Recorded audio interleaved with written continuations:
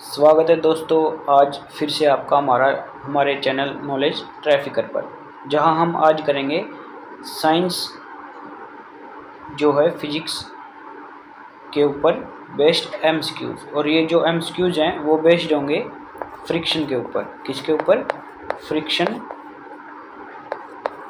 यानी कि घर्षण के ऊपर बेस्ड जो ये हमारे एमसीक्यूज़ होंगे। और ये एमसीक्यूज़ वो एमसीक्यूज़ हैं जो प्रीवियस ईयर जो पेपर्स हुए हैं उनमें आए हुए हैं। तो चलिए बिना समय गवाए शुरू करते हैं आज का यह लेक्चर। तो सबसे पहला क्वेश्चन है, वह क्या है, यहाँ आएगा कि वह क्या है जो किसी वस्तु की अवस्था, स्थिति, आकार या आकृति में परिवर्तन करता है या परिवर्तन करने का प्रयास करता है। ऑप्शन ए आवेग, बी त्वरण, सी बल, डी संवेग। इसका जो राइट आंसर है वो हो जाएगा ऑप्शन बी यानी कि त्वरण। जो त्वरण है वो एक ऐसा बल है जो किसी वस्तु की अवस्था, स्थिति, आकार या आकृति में परिवर्तन कर देता है या परिवर्तन करने की प्रयास करता है। जो त्वरण है उसको इंग्लिश में क्या कहा जाता है? एक्सेलरेशन। क्या कहा जाता है? एक्सेलरेशन कहा जाता है। और जो ये होता है वो होता है change in velocity by time, यानी कि वेग बटे में क्या आएगा? समय। वो क्या कहलाएगा? त्वरण। त्वरण जो है वो पॉजिटिव भी हो सकता है, यानी कि धनात्मक भी होता है और ऋणात्मक भी होता है। ऋणात्मक होगा तब हम उसे रिटार्डेशन कहेंगे। क्या कहेंगे? रिटार्डेशन। ये है एक्सेलरेशन। और जब वो नेगेटिव होगा तो हम उसे रिटार्डेशन कहेंगे। तो चलिए नेक्स्ट क्वेश्चन पर। बल को सरल भाषा में किस रूप में परिभाषित किया जाता है? ऑप्शन ए केवल खिंचाव, बी केवल धक्का, सी धक्का या खिंचाव, डी ऊर्जा का स्थानांतरण। इसका जो राइट आंसर है वो हो जाएगा ऑप्शन सी यानी कि धक्का या खिंचाव। जब भी हम किसी चीज़ को धक्का लगाते हैं तब भी हम बल का प्रयोग करते हैं, तो उसको क्या कहेंगे? बल कहेंगे। जब हम किसी चीज़ को खींचते हैं अपनी तरफ तब भी हमें बल लगाना पड़ता है, तो वह भी किसका रूपांतरित रूप है? परिभाषित रूप है बल का। चलिए नेक्स्ट क्वेश्चन पर। किसी वस्तु को धकेलने की तुलना में खींचना आसान क्यों होता है? ऑप्शन ए खींचते समय नीचे की ओर एंगल बनता है, बी धकेलते वक्त बल कम लगता है, सी खींचते समय अधिक बल की प्राप्ति हो जाती है और एंगल ऊपर की ओर बनता है, डी धकेलते वक्त घर्षण बल शून्य हो जाता है। इसका जो राइट आंसर है वो हो जाएगा ऑप्शन सी यानी कि खींचते समय अधिक बल की प्राप्ति हो जाती है और जो एंगल होता है वो ऊपर की ओर बनता है। ठीक है, मान के चलिए जैसे इस चीज़ को हमें खींचना है तो खींचते टाइम जो एंगल होगा वो ऊपर की तरफ बनेगा और अधिक बल की प्राप्ति होगी। चलिए नेक्स्ट क्वेश्चन पर। बल किस प्रकार की राशि है? ऑप्शन ए अदिश राशि, बी सदिश राशि, डी मूल राशि, डी व्युत्पन्न राशि। इसका जो राइट आंसर है वो हो जाएगा ऑप्शन बी यानी कि सदिश राशि। बल जो है वो सदिश का मतलब है जिसकी दिशा हो, जिसके पास क्या हो? दिशा हो, वह क्या कहलाएगी? सदिश राशि।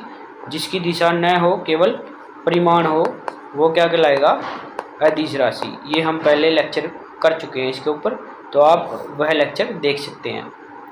चलिए नेक्स्ट क्वेश्चन। बल का एसआई मात्रक क्या है? ऑप्शन ए मीटर प्रति सेकंड, बी किलोग्राम, सी न्यूटन, डी वाट। इसका जो राइट आंसर है वो हो जाएगा ऑप्शन सी यानी कि न्यूटन। न्यूटन जो है वो बल का एसआई मात्रक है। चलिए नेक्स्ट क्वेश्चन पर।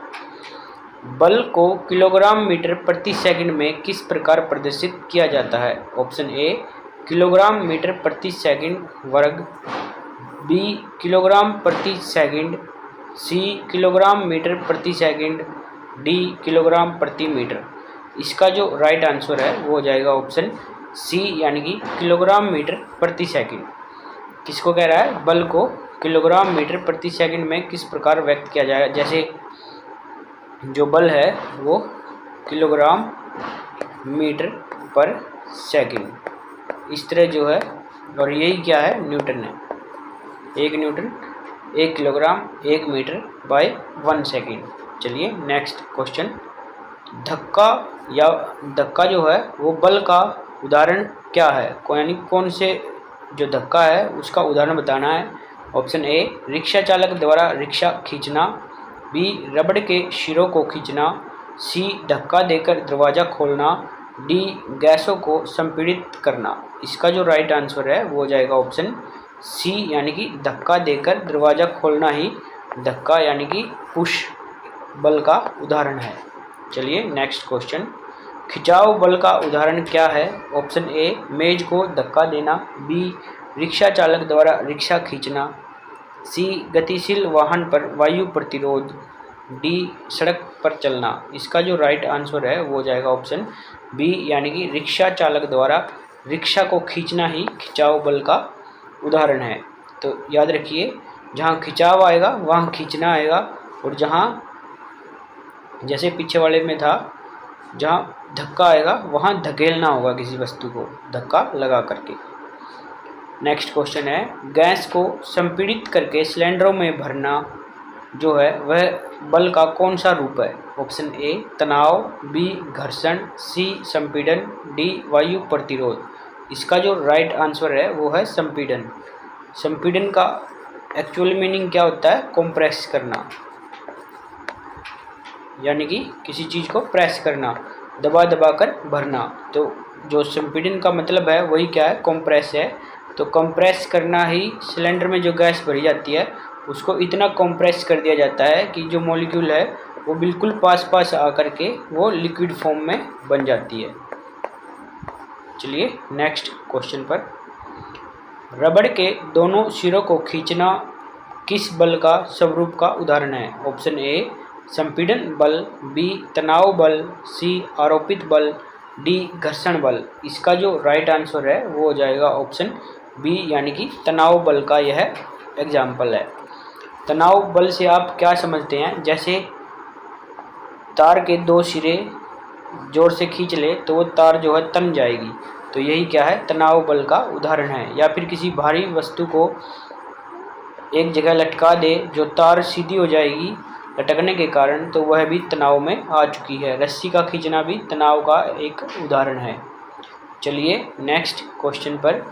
गतिशील वाहन पर उसकी गति की दिशा के विपरीत वायु के द्वारा लगाया गया बल क्या कहलाता है? ऑप्शन ए तनाव बल, बी घर्षण बल, सी वायु प्रतिरोध, डी संपीड़न बल। इसका जो राइट आंसर है वो हो जाएगा ऑप्शन सी यानी कि वायु प्रतिरोध। वायु प्रतिरोध क्या है कि जैसे कोई वाहन चल रहा है तो वाहन चलते समय क्या करेगा? आगे की तरफ चलेगा, तो जो वायु है वो सीधी उसके ऊपर टकराएगी, तो वो क्या कहलाएगा? वायु प्रतिरोध। वायु प्रतिरोध कहलाएगा। चलिए नेक्स्ट क्वेश्चन पर। घर्षण बल किस दिशा में कार्य करता है जब कोई व्यक्ति सड़क पर चलता है? ऑप्शन ए गति की दिशा में, बी आगे की ओर, सी पीछे की ओर, डी लंबवत। इसका जो राइट आंसर है वो हो जाएगा ऑप्शन सी यानी कि पीछे की ओर गति करता है, गति की दिशा के विपरीत। मान के चलिए कोई मनुष्य इस तरफ चल रहा है तो जो घर्षण बल होगा वो इस तरफ कार्य करेगा, और वो व्यक्ति जो है ज़मीन को पैरों से पीछे की तरफ धकेल रहा होता है, तो वह आगे की ओर बढ़ता है। चलिए नेक्स्ट क्वेश्चन पर। बलों को मुख्यतः कितने वर्गों में विभाजित किया गया है? Option A 3, B 4, C 2, D 1। इसका जो राइट आंसर है वो हो जाएगा ऑप्शन सी यानी कि 2। बलों को जो है मुख्यतः 2 भागों में विभाजित किया गया है। संपर्क बल किसे कहते हैं? जो ऑप्शन ए है जो बिना संपर्क के लगते हैं, बी जो केवल घर्षण से लगते हैं, सी जो प्रत्यक्ष रूप से या किसी अन्य माध्यम से बल आरोपित करते हैं, डी जो केवल केंद्र की ओर कार्य करते हैं। इसका जो राइट आंसर है वो हो जाएगा ऑप्शन सी यानी कि जो प्रत्यक्ष रूप से या किसी अन्य माध्यम से बल आरोपित करते हैं वो संपर्क बल या कॉन्टैक्ट फोर्स कहलाते हैं। यानी कि जैसे नाम है कॉन्टैक्ट फोर्स या संपर्क बल, इसमें जो वस्तुएं हैं वो संपर्क में आएंगी एक दूसरे से और वो प्रत्यक्ष रूप से या किसी अन्य माध्यम से, यानी माध्यम का मतलब क्या है, किसी अन्य माध्यम से जो है अब एक दूसरे के ऊपर फोर्स लगाएंगी। चलिए नेक्स्ट क्वेश्चन पर, आरोपित बल किसका एक प्रकार है? ऑप्शन ए संपर्क बल का, बी केंद्र बल, सी गैर संपर्क बल, डी आभासी बल। इसका जो राइट आंसर है वो हो जाएगा ऑप्शन ए यानी कि संपर्क बल। जो आरोपित बल है अप्लाइड फोर्स है, यानी कि मान के चलिए हम किसी वस्तु को जो है धकेल रहे हैं तो उसको छूकर ही धकेलेंगे, तो संपर्क किया मतलब उससे छुआ तो वह संपर्क बल का उदाहरण है। चलिए नेक्स्ट, किसी व्यक्ति अथवा वस्तु द्वारा किसी अन्य वस्तु पर बल लगाना किसका उदाहरण है? ऑप्शन ए लंबवत बल, बी घर्षण बल, सी तनाव बल, डी आरोपित बल। इसका जो राइट आंसर है वो हो जाएगा ऑप्शन डी यानी कि आरोपित बल। आरोपित बल का एग्जाम्पल भी आ गया कि किसी वस्तु अथवा व्यक्ति अथवा वस्तु द्वारा किसी अन्य वस्तु पर जो बल लगाया है वही क्या है, आरोपित बल है। चलिए नेक्स्ट क्वेश्चन, किसी व्यक्ति द्वारा मेज को धक्का देकर किसी अन्य स्थान पर परिवर्तित करना किसका उदाहरण है? ऑप्शन ए आरोपित बल, बी घर्षण बल, सी लंबवत बल, डी चुंबकीय बल। इसका जो राइट आंसर है वो हो जाएगा ऑप्शन ए यानी कि आरोपित बल। जो आरोपित बल है उसमें व्यक्ति जो है किसी वस्तु को छूकर एक जगह से दूसरी जगह धक्का देकर या खींचकर ले जाता है, उसे ही आरोपित बल कहा जाता है। चलिए नेक्स्ट क्वेश्चन पर, लंबवत बल जो है क्या होता है? ऑप्शन ए वह बल जो गति का विरोध करता है, बी किसी स्थिर वस्तु द्वारा संपर्क में स्थित वस्तु पर लंबवत लगाया गया सहायक बल, सी केवल तनाव बल, डी केंद्र की ओर लगने वाला बल। इसका जो राइट आंसर है वो हो जाएगा ऑप्शन बी यानी कि किसी स्थिर वस्तु द्वारा संपर्क में स्थित, यानी कि जो संपर्क में वस्तु आई है किसी स्थिर वस्तु द्वारा संपर्क में आई दूसरी वस्तु पर लंबवत लगाया गया सहायक बल ही क्या है, लंबवत बल है। जैसे कोई वस्तु ये स्थिर है और जो दूसरी जो वस्तु चल रही है संपर्क में है उसके, मान के चलिए इस तरह ये दूसरी वस्तु है, तो इस एक दूसरे के ऊपर जो बल लगाएंगी वो क्या होगा, इनका लंबवत बल होगा।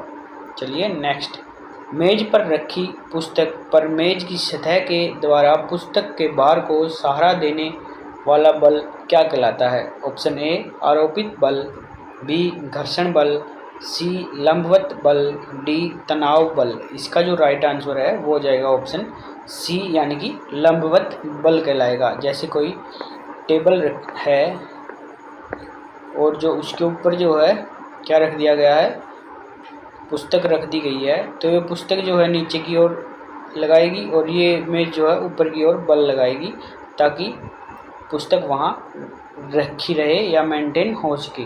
तो इसी बल को क्या कहा गया है, लंबवत बल कहा गया है, जो सरफेस के लंबवत लगता है। जैसे ये इस तरह लग रहा है तो ये 90 डिग्री का कोण बन गया। कैसे, यहाँ पर ये जो कोण बना है 90 डिग्री का, इसी तरह ये जो सरफेस है इसके ये इस तरफ से लगा रही है तो ये भी 90 डिग्री का कोण है। इसी को क्या कहा गया है, लंबवत बल कहा गया है। चलिए नेक्स्ट क्वेश्चन पर चलते हैं। वह बल जो किसी सतह पर गतिमान वस्तु की गति का विरोध करता है क्या कहलाता है? ऑप्शन ए आरोपित बल, बी लंबवत बल, सी घर्षण बल, डी तनाव बल। इसका जो राइट आंसर है वो हो जाएगा ऑप्शन सी यानी कि घर्षण बल कहलाता है। घर्षण बल जो है किसी भी वस्तु जो चल रही होती है उसकी गति का हमेशा विरोध करता है। ये आपने देखा भी होगा। जैसे ही आपने साइकिल की ब्रेक लगाई तो जो ब्रेक हैं वो घर्षण के द्वारा ही उस पर लगती हैं और पहिए को जाम कर देती है, तो वो ब्रेक लग जाती है। इसी तरह जब हम चलते हैं तो पृथ्वी पर घर्षण करते हुए चलते हैं। अगर घर्षण नहीं होगा तो हम चल नहीं पाएंगे, सिर्फ फिसलते रहेंगे। चलिए नेक्स्ट क्वेश्चन, गतिमान कार पर सड़क के द्वारा लगाया गया बल किस प्रकार कार्य करता है? ऑप्शन ए कार को आगे बढ़ाता है, बी घर्षण बल के रूप में पीछे की ओर लगता है, सी केंद्र की ओर लगता है, डी लंबवत लगता है। इसका जो राइट आंसर है वो हो जाएगा ऑप्शन बी यानी कि घर्षण बल के रूप में पीछे की ओर लगता है। नेक्स्ट देखिए, तनाव बल का उदाहरण क्या है? ऑप्शन ए स्प्रिंग को दबाना, बी सड़क पर चलना, सी तार, रस्सी, केबल या धागे के विपरीत सिरों पर लगने वाला बल, डी मेज पर रखी पुस्तक। इसका जो राइट आंसर है वो हो जाएगा ऑप्शन सी यानी कि तार, रस्सी, केबल या धागे के विपरीत सिरों पर जो लगने वाला बल है वह तनाव बल है, यानी कि खींच कर रखा हुआ है उसको, तो वह तनाव बल है। अभी मेज पर रखी पुस्तक इसका एग्जाम्पल था, लंबवत फोर्स का एग्जाम्पल था, बल का एग्जाम्पल था। सड़क पर चलना घर्षण के कारण हो रहा था, स्प्रिंग का दबना वो हम आगे पढ़ेंगे। चलिए नेक्स्ट क्वेश्चन, एक रस्सी को दोनों तरफ से खींचा जाए तो उस पर कौन सा बल लगेगा? जब भी रस्सी, तार, धागा उसको खींच कर रखा जाता है तो उसके ऊपर तनाव आ जाता है, उसको तनाव बल कहा जाता है। ऑप्शन ए घर्षण, बी लंबवत बल, सी तनाव बल, डी स्प्रिंग बल। इसका जो राइट आंसर है वो हो जाएगा ऑप्शन सी यानी कि तनाव बल। नेक्स्ट देखिए, चेन के द्वारा एक कार का अन्य कार को खींचना किस बल का उदाहरण है? ऑप्शन ए अनुप्रयुक्त बल, बी लंब बल, सी घर्षण बल, डी तनाव बल। इसका जो राइट आंसर है वो है ऑप्शन डी यानी कि तनाव बल। जो चैन एक कार से दूसरी कार पर जो हम बांधेंगे वो किसका एग्जाम्पल है? जैसे ये कनेक्ट करेंगे यहाँ से तो वो तन जाएगी, तनेगी तो तनाव का बल आ जाएगा। चलिए नेक्स्ट क्वेश्चन, संपीड़ित अथवा खींची हुई स्प्रिंग के द्वारा उससे जुड़ी हुई वस्तु पर लगाए जाने वाला बल क्या कहलाता है? संपीड़ित का मतलब क्या है कि स्प्रिंग को जो है, पहले स्प्रिंग ऐसा था, संपीड़न के बाद जो ये छल्ले हैं वो बिल्कुल पास पास आ जाएंगे और इसका साइज जो है वो डिक्रीज हो जाएगा यानी कि कम हो जाएगा। तो ये संपीड़ित जो है स्प्रिंग है और ये खुला स्प्रिंग है जिसको संपीड़ित नहीं किया गया यानी कॉम्प्रेस नहीं किया गया है।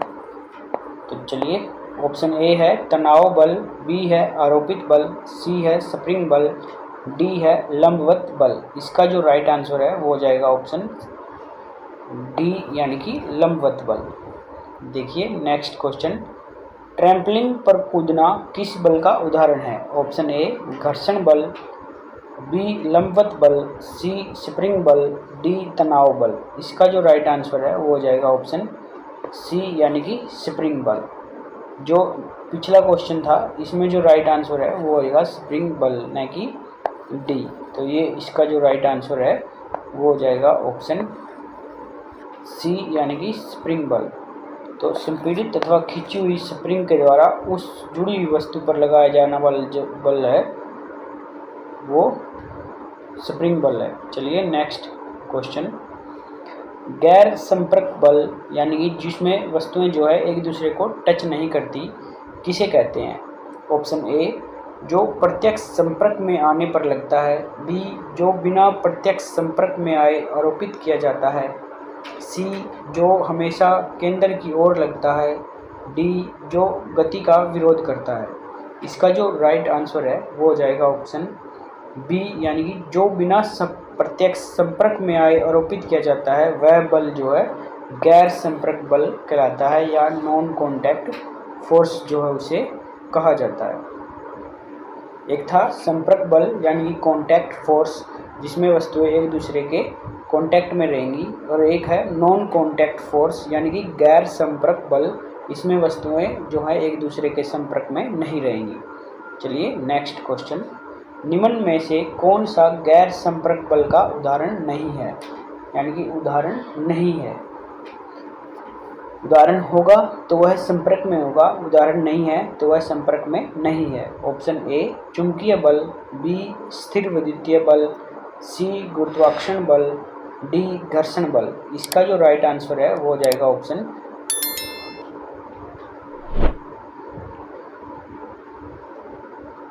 डी यानी कि घर्षण बल। जो घर्षण बल है वो गैर संपर्क बल का उदाहरण है। गैर संपर्क में क्या आएगा, जो संपर्क में होगा तभी तो वो गैर संपर्क होगा। तो जो घर्षण बल है वो संपर्क में कैसे है, जैसे हम चलते हैं पृथ्वी पर तो हम उसके टच में हैं, गाड़ियाँ चल रही है हम चल रहे हैं तो हम टच में हैं, जबकि चुंबकीय बल में जो है वस्तुएं एक दूसरे के टच में नहीं होती, चुंबक दूर से ही खींच लेती है। विद्युतीय बल में भी क्या होता है कि तार के चारों तरफ मैग्नेटिज्म उत्पन्न हो जाता है, यानी मैग्नेटिक फोर्स जो है उत्पन्न होता है। तो उस वहाँ भी विद्युतीय बल गैर संपर्क बल है, यानी कि संपर्क की आवश्यकता नहीं होती। जो गुरुत्वाकर्षण बल है उसमें भी संपर्क की आवश्यकता नहीं होती, जैसे पृथ्वी का चंद्रमा से गुरुत्वाकर्षण, तो वहाँ पर जो है उन दोनों का संपर्क नहीं है, इसलिए वो गैर संपर्क बल का उदाहरण है। चलिए नेक्स्ट क्वेश्चन, गुरुत्वाकर्षण बल किस प्रकार का बल है? ऑप्शन ए आकर्षण बल, बी प्रतिकर्षण बल, सी संपर्क बल, डी केवल बाह्य बल। इसका जो राइट आंसर है वो हो जाएगा ऑप्शन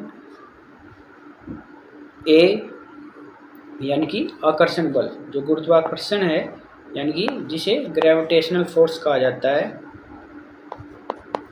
क्या कहा जाता है, ग्रेविटेशनल फोर्स जो कहा जाता है वो एक आकर्षण बल है। जैसे हमारी पृथ्वी है उसकी ग्रेविटी है तो वह वस्तुओं को जो है अपनी ओर खींच लेती है। जो जी है, जी की वैल्यू है वो 9.8 मीटर पर सेकंड है, यानी कि इतनी ग्रेविटी के साथ जो पृथ्वी है वह किसी भी वस्तु को अपनी ओर आकर्षित करती है। चलिए नेक्स्ट क्वेश्चन, गुरुत्वाकर्षण बल किसके मध्य कार्य करता है? ऑप्शन ए केवल आवेशित पिंडों के मध्य, बी केवल पृथ्वी और सूर्य के मध्य, सी द्रव्यमान युक्त सभी पिंडों के मध्य, डी केवल गैर संपर्किक जो वस्तुएं हैं उनके मध्य। इसका जो राइट आंसर है वो हो जाएगा ऑप्शन सी, यानी कि द्रव्यमान युक्त सभी पिंडों के मध्य जो है गुरुत्वाकर्षण बल जो है कार्य करता है। जो गुरुत्वाकर्षण बल होता है वो कोई भी दो वस्तुएं जिनका कोई भी कुछ भी द्रव्यमान हो उनके मध्य जो है कार्य करेगा बिना संपर्क में आए। तो यह क्या कहता था, ऑप्शन ए में कहता है केवल आवेशित पिंडों, ये गलत हो जाएगा, ये किसी भी द्रव्यमान वाली वस्तुओं के बीच में कार्य करता है। तो ये सूर्य और पृथ्वी के बीच में स्पेशल बोला है तो ये भी गलत हो जाएगा। गैर संपर्कित वस्तुओं के मध्य, यानी कि ये तो ठीक है, केवल गैर संपर्कित यानी कि संपर्क में न हो लेकिन उनका कुछ द्रव्यमान भी होना चाहिए, इसलिए ऑप्शन सी राइट आंसर हो जाएगा। चलिए नेक्स्ट क्वेश्चन, सूर्य के गुरुत्वाकर्षण बल के कारण सौर के सभी ग्रह यानी कि सौर मंडल के सभी ग्रह निश्चित कक्षाओं में क्या करते हैं? ऑप्शन ए अपनी दूरी बनाते हैं, बी सूर्य की परिक्रमा करते हैं, सी गुरुत्वाकर्षण बल हटा देते हैं, डी एक दूसरे को आकर्षित करते हैं। इसका जो राइट आंसर है वो हो जाएगा ऑप्शन बी, यानी कि सूर्य की परिक्रमा करते हैं, यानी कि सूर्य के गुरुत्वाकर्षण बल के कारण ही वे सूर्य के चारों ओर जो है उसकी परिक्रमा करते हैं। जैसे पृथ्वी है तो यह इस तरह से जो है इसकी परिक्रमा कर रही है, अन्य ग्रह जो होगा वो भी इसकी इसी तरह जो परिक्रमा करेगा। किसके कारण? गुरुत्वाकर्षण बल के कारण। पृथ्वी से ऊपर उछाली गई सभी वस्तुएं निश्चित ऊंचाई पर जाने के बाद पुनः पृथ्वी पर वापस क्यों आ जाती है? ऑप्शन ए जड़त्व के कारण, बी स्थिर विद्युत बल के कारण, सी पृथ्वी के गुरुत्वाकर्षण बल के कारण, डी वायु प्रतिरोध के कारण। इसका जो राइट आंसर है वो हो जाएगा ऑप्शन सी, यानी कि पृथ्वी के गुरुत्वाकर्षण बल के कारण जो है जब भी हम किसी वस्तु को ऊपर की ओर फेंकेंगे तो वह कुछ ऊंचाई पर जाकर वापस पृथ्वी की ओर मुड़ जाएगी। इसी को किसके कारण मुड़ी? गुरुत्वाकर्षण बल के कारण मुड़ी है। चलिए नेक्स्ट क्वेश्चन, पेड़ पर लगा हुआ फल हमेशा नीचे की ओर गिरता है, यह क्यों गिरता है? ऑप्शन ए वायु प्रतिरोध के कारण, बी गुरुत्वाकर्षण के कारण, सी जड़त्व बल के कारण, डी तनाव बल के कारण। इसका जो राइट आंसर है वो हो जाएगा ऑप्शन बी, यानी कि गुरुत्वाकर्षण के कारण। इसी के कारण जो न्यूटन है, सर आइजैक न्यूटन, उन्होंने जो है किसकी खोज की थी? गुरुत्वाकर्षण बल की खोज की थी। चलिए नेक्स्ट क्वेश्चन, स्थिर विद्युत बल किनके मध्य लगने वाला बल है, यानी कि जो विद्युत बल है, स्थिर विद्युत बल यानी कि इलेक्ट्रोस्टैटिक फोर्स किनके मध्य लगता है। ऑप्शन ए दो द्रव्यमान युक्त पिंडों के मध्य, बी दो चुंबकीय ध्रुवों के मध्य, सी दो आवेशित पिंडों के मध्य, डी एक स्प्रिंग और एक वस्तु के मध्य। इसका जो राइट आंसर है वो हो जाएगा ऑप्शन सी, यानी कि दो आवेशित पिंडों के मध्य। आवेशित का मतलब क्या है, चार्ज पार्टिकल, जिसके ऊपर चार्ज होगा। चार्ज क्या हो सकता है, पॉजिटिव हो सकता है, नेगेटिव हो सकता है। तो दो जो पॉजिटिव या नेगेटिव चार्ज, कोई भी दो आवेशित पिंडों के मध्य जो है यह फोर्स लगता है। कौन सा फोर्स, स्थिर विद्युत बल यानी कि इलेक्ट्रोस्टैटिक फोर्स किनके बीच में लगता है, चार्ज पार्टिकल के मध्य लगता है। चलिए नेक्स्ट क्वेश्चन। सूखे बालों पर रगड़ने के बाद एक प्लास्टिक स्केल कागज के टुकड़ों को आकर्षित करता है, यह किस बल का उदाहरण है। ऑप्शन ए गुरुत्वाकर्षण बल, बी चुंबकीय बल, सी आकर्षण बल, डी स्थिर विद्युत बल। इसका जो राइट आंसर है वो हो जाएगा ऑप्शन डी, यानी कि स्थिर विद्युत बल का उदाहरण जो है यह है, क्योंकि जो प्लास्टिक स्केल है उसके ऊपर जब वह सूखे बालों में रगड़ा जाता है उसके ऊपर क्या आ जाता है, आवेश आ जाता है। आवेश यानी कि चार्ज। चार्ज के आने के कारण जो है उसके ऊपर अलग से चार्ज होता है और कागज़ के टुकड़ों पर अलग चार्ज होता है, इसलिए वो उसे जो है आकर्षित कर लेते हैं। और यह किसके कारण होता है, स्थिर विद्युत बल के कारण, यानी कि इलेक्ट्रोस्टैटिक फोर्स के कारण। चलिए नेक्स्ट क्वेश्चन। आवेशित वस्तु जब किसी दूसरी आवेशित अथवा अन्य आवेशित वस्तु पर बल लगाती है तो वह बल क्या कहलाता है। ऑप्शन ए चुंबकीय बल, बी स्थिर विद्युत बल, सी दाब बल, डी पेशीय बल। इसका जो राइट आंसर है वो हो जाएगा ऑप्शन बी, यानी कि स्थिर विद्युत बल यानी कि इलेक्ट्रोस्टैटिक फोर्स। तो इलेक्ट्रोस्टैटिक फोर्स क्या कहता है कि कोई चार्ज पार्टिकल हो वह अन्य चार्ज पार्टिकल पर या अन्य कोई भी चार्ज धारण न करने वाले पार्टिकल पर लगता है, उसी बल को क्या कहते हैं, विद्युत बल कहा जाता है, इलेक्ट्रोस्टैटिक फोर्स कहा जाता है। चुंबकीय बल में चुंबक होगा तो नॉर्थ और साउथ पोल होंगे, एक दूसरे को सेम पोल जो है एक दूसरे को जो है अट्रैक्ट नहीं करेंगे, यानी कि दूर धकेलेंगे। और अपोजिट पोल यानी कि विपरीत ध्रुव एक दूसरे को आकर्षित करेंगे और सेम जो ध्रुव है वो एक दूसरे को प्रतिकर्षित करेंगे। दाब बल जो है प्रेशर के कारण उत्पन्न होता है और पेशीय बल जो है मानव के द्वारा, यानी कि जहाँ मानव का जिक्र है उठाने में चलने में तो वहाँ पेशीय बल का प्रयोग हो रहा है। चलिए नेक्स्ट क्वेश्चन पर। कंघी को कपड़े पर रगड़ने के पश्चात कागज के सूक्ष्म टुकड़े क्यों आकर्षित होते हैं। क्योंकि इनके ऊपर चार्ज आ जाता है।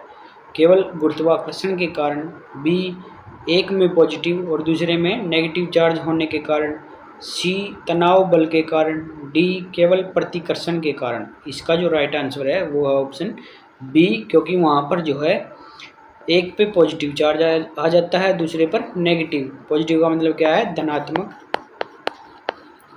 और नेगेटिव का मतलब क्या है, ऋणात्मक। तो वहाँ पर चार्ज यानी कि आवेश डेवलप होने के कारण जो है वो एक दूसरे को आकर्षित करते हैं। चलिए नेक्स्ट क्वेश्चन। चुंबकीय बल क्या होता है। ऑप्शन ए केवल आकर्षण बल, बी विद्युत आवेशित कणों के मध्य कार्यरत आकर्षण अथवा प्रतिकर्षण, सी केवल प्रतिकर्षण बल, डी केवल केंद्रीय बल। इसका जो राइट आंसर है वो हो जाएगा ऑप्शन बी, यानी कि विद्युत आवेशित कणों के मध्य कार्यरत या तो आकर्षण करेगा या प्रतिकर्षण करेगा, एक समय पर एक ही करेगा, दोनों नहीं करेगा। चलिए नेक्स्ट क्वेश्चन। समान आवेश वाले कण एक दूसरे को क्या करते हैं। अभी मैंने बताया था समान आवेश वाले एक दूसरे को, जो समान होंगे वो एक दूसरे को दूर धकेलेंगे। तो ये हो गया समान के लिए और ये अलग के लिए। अलग जो है एक दूसरे की तरफ आएंगे और समान दूर दूर जाएंगे। तो समान आवेश वाले कण एक दूसरे को क्या करते हैं? ऑप्शन ए आकर्षित, बी अट्रैक्ट, सी प्रतिकर्षण, डी संतुलन। इसका जो राइट आंसर है वो हो जाएगा ऑप्शन जो है सी, यानी कि प्रतिकर्षण। एक दूसरे को दूर धकेलेंगे, वो दूर धकेलेंगे मतलब एक दूसरे की तरफ से एक दूसरे की तरफ नहीं जाएंगे, एक दूसरे से अपोजिट डायरेक्शन में चले जाएंगे। नेक्स्ट है विपरीत आवेश वाले कण एक दूसरे को क्या करते हैं? ऑप्शन ए आकर्षित, बी दूर ढकेलते हैं, सी प्रतिकर्षण, डी शून्य बल लगाते हैं। इसका जो राइट आंसर है वो हो जाएगा ऑप्शन ए, यानी कि आकर्षित करेंगे। यानी कि विपरीत आवेश होगा तो वो एक दूसरे को आकर्षित करेंगे, पॉजिटिव नेगेटिव को और नेगेटिव पॉजिटिव को एक दूसरे को क्या करेंगे? एक दूसरे के पास आएंगे। इसी तरह नॉर्थ पोल साउथ पोल के पास आएगा और साउथ पोल नॉर्थ पोल के पास आएगा, जबकि साउथ साउथ के साथ दूर भागेगा और नॉर्थ नॉर्थ के साथ दूर भागेगा। उत्तरी ध्रुव के साथ दूर भागेगा और दक्षिणी ध्रुव के साथ दूर भागेगा। जबकि अगर दोनों अलग अलग होंगे तो वो एक दूसरे को पास बुलाएंगे, आकर्षण करेंगे। चलिए नेक्स्ट, चुंबक के दो समान सिरे एक दूसरे से दूर हटना किसका उदाहरण है? ऑप्शन ए आकर्षण का, बी अभिकेंद्रीय बल का, सी चुंबकीय बल का, डी गुरुत्वाकर्षण बल का। इसका जो राइट आंसर है वो है सी, यानी कि चुंबकीय बल। यह जो उदाहरण है कि चुंबक के दो समान सिरों का एक दूसरे से दूर हटना, वह चुंबकीय बल का उदाहरण है। चलिए नेक्स्ट क्वेश्चन, अभिकेंद्रीय बल यानी कि सेंट्रीपिटल फोर्स किस गति को करने के लिए आवश्यक होता है? ऑप्शन ए सरल रेखीय गति, बी दोलन गति, सी वृत्तीय गति, डी त्रिविमीय गति। इसका जो राइट आंसर है वो हो जाएगा ऑप्शन सी, यानी कि वृत्तीय गति। जो सेंट्रीपिटल फोर्स है, अभिकेंद्रीय बल जो होता है वो एक सर्कुलर मोशन पर लगता है। और कहाँ लगता है? केंद्र की तरफ लगता है। जब भी आप किसी भी बिंदु से फोर्स को देखोगे तो वह हमेशा केंद्र की तरफ लगेगा। और सेंट्रीपिटल फोर्स में जो वेलोसिटी होगी वो बाहर की तरफ जाएगी, इस तरफ से, इस तरह चेष्टा करेगी कि मैं बाहर निकल जाऊं, लेकिन पाथ जो इसका पथ है यानी कि रास्ता है वो बंद होने के कारण यह इसी में ट्रैप होकर रह जाती है और जो फोर्स है वो केंद्र की ओर लगता है। किसमें? अभिकेंद्रीय बल में। तो याद रखिए सेंट्रीपिटल फोर्स या अभिकेंद्रीय बल, अभी का मतलब क्या है? केंद्र की ओर मुख है उसका, तो फोर्स जो होगा वो केंद्र की ओर लगेगा। चलिए एक होता है वो आगे आएगा जैसे ही पढ़ेंगे, उसमें बल जो है बाहर की तरफ लगेगा, उसे सेंट्रीफ्यूगल फोर्स कहा जाता है।